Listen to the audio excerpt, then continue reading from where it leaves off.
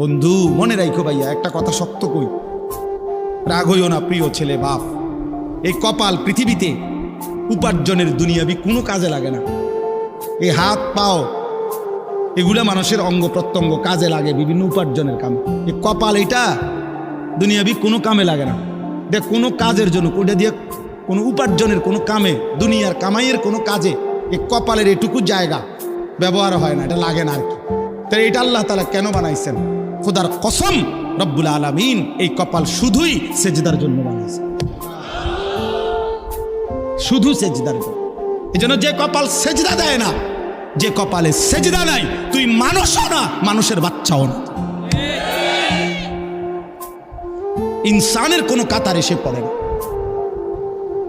সে কোনো মানুষের কাতারে পড়ে না। ইনসানের কোনো কাতারে পড়ে না যার কপালে সেজদা। কারণ কপাল বানানোই হয়েছে। সেজদা কাকে বলে? ওয়াদউল জাবহাতে আলাল আরদ, জমিনের মধ্যে কি রাখা। এই তো কপাল রাখাটারই কি কয়? তার মানে সেজদা কপাল। কপাল বানানোই হয়েছে কিসের জন্য?